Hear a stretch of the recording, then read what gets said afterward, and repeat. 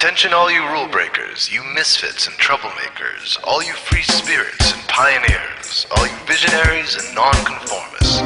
Everything the establishment has told you is wrong with you is actually what's right with you. You see things others don't. You are hardwired to change the world. Unlike 9 out of 10 people, your mind is irrepressible, and this threatens authority. You were born to be a revolutionary. You can't stand rules because in your heart you know there's a better way. You have strengths dangerous to the establishment, and it wants them eliminated. So your whole life you've been told your strengths were weaknesses. Now I'm telling you otherwise. Your impulsivity is a gift. Impulses are your key to the miraculous. Your distractibility is an artifact of your inspired creativity. Your mood swings reflect the natural pulse of life. They give you unstoppable energy when you're high, and deep soulful insight when you're low. Been diagnosed with a disorder? That's society's latest way to deny its own illness by pointing the finger at you. Your addictive personality is just a symptom of your vast, underused capacity for heroic creative expression and spiritual connection.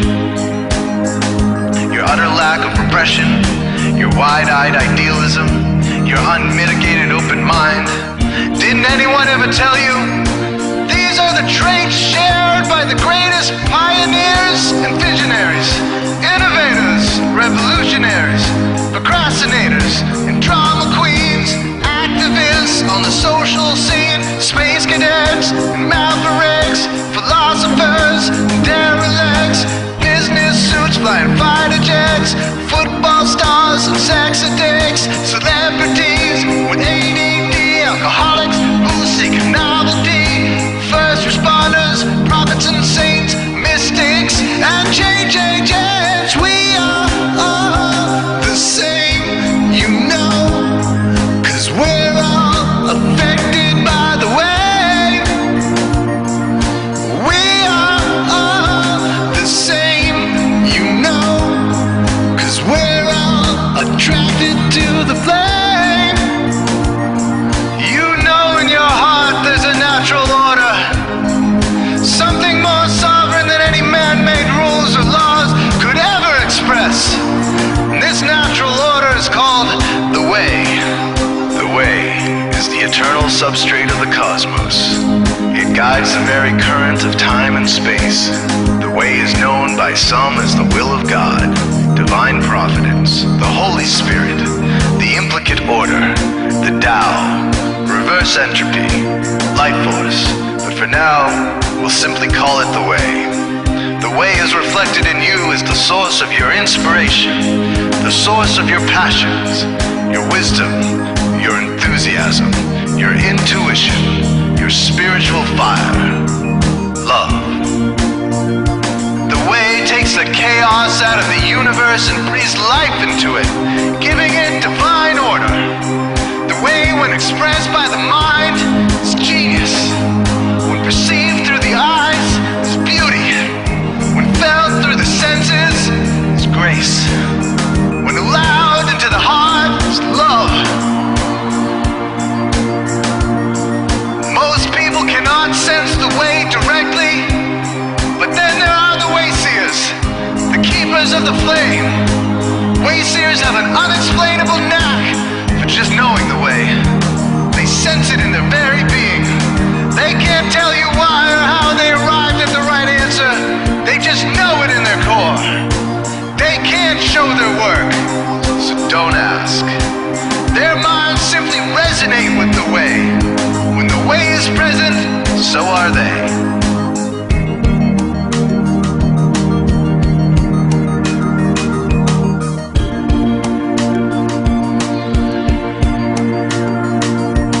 Others are blind to it, and society begs you to ignore it. The way stirs you inside. Neurological repression blocks most people's awareness of the way. Censoring all thoughts and impulses from the unconscious is their prefrontal cortex, the Gestapo of the brain. Nothing which violates its socialized programming even gets through. But your mind is different. Your mind has been cracked wide open to the way. by some miraculous genetic trait, some psychotropic chemical, or maybe even by the will of your own soul, your brain's reward pathways have been hijacked, dopamine employed to overthrow the fascist dictatorship of your prefrontal cortex. Now your brain is free of repression, your mind free of censorship, your awareness exposed to the turbulent seas of the unconscious. Through this open doorway, divine light shines into your consciousness, showing you the way. This is what makes you a wayseer. 90% of human civilization is populated with those whose brains are blocked to the way. Their brains are hardwired to enforce the social programming indoctrinated since birth. Unlike you, they cannot break out of this programming, because they have not yet experienced the necessary revolution of mind. These programmed people take social institutions and rules very seriously. Society is full of games programmed to keep people's minds occupied so they will not revolt. These games often cause sick fixations on peculiar protocols, power structures, taboos, and domination, all subtle forms of human bondage. This distinct form of madness is not only tolerated by the masses, but insisted upon. The programmed ones believe in rules so forcefully, they become willing to destroy anyone who violates them. Wayseers are the ones who call their bluff. Since wayseer minds are free to reject social programming, wayseers readily see these social institutions for what they are, imaginary games. Wayseers comfort the disturbed and disturb the comfortable. Helping those who are lost in these games and refuse to help themselves is the calling of many wayseers. Since wayseers are the ones who keep contact with the original source of reality, they are able to disrupt societal conventions and even governments to realign humanity with the way. The wayseers are an ancient lineage, a kind of priesthood, carriers of the flame, ones in the know. There must always be wayseers to reform the dizzying, psychotic, spinning wheels of society, giant, mindless hamster wheels obscuring the pure blue sky, keeping humanity shackled in a darkened cage. So wayseers are called to shed light on the madness of society, to continually resurrect the timeless, transcendent spirit of truth. Wayseers reveal this divine truth by devoting themselves to the birth of some creative or disruptive act, expressed through art or philosophy. Innovations that shake up industry, revolutions for democracy, coups that topple hypocrisy, movements of solidarity, changes that leave a legacy, rebellions against policy, spirit-infused technology, moments of clarity, things that challenge barbarity, watersheds of sincerity, momentous drives for charity.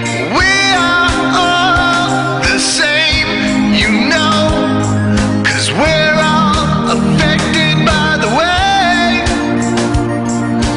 We are all the same, you know, 'cause we're all attracted to the flame. This is your calling, wayseer. You found your tribe. Welcome home. I have no idea what's going to happen in terms of the future. No idea how this may play out. I have an interest in education. Actually, what I find is everybody has an interest in education. If you think of it, children starting school this year will be retiring in 2065. Nobody has a clue, despite all the expertise that's been on parade for the past 4 days, what the world will look like in 5 years' time. And yet we're meant to be educating them for it.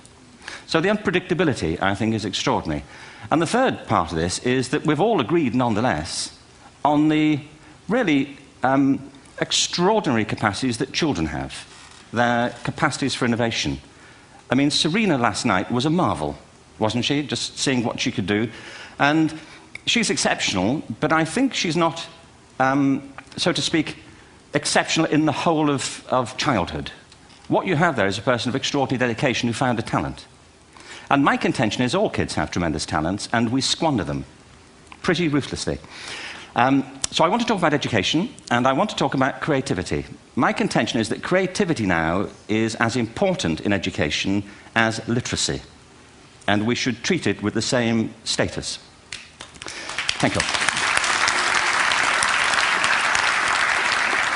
I had a great story recently, I love telling it, of a little girl who was in a drawing lesson. She was 6, and she was at the back drawing, and the teacher said this little girl hardly ever paid attention. And in this drawing lesson, she did. And the teacher was fascinated. She went over to her and she said, "What are you drawing?" And the girl said, "I'm drawing a picture of God." And the teacher said, "But nobody knows what God looks like." And the girl said, "They will in a minute."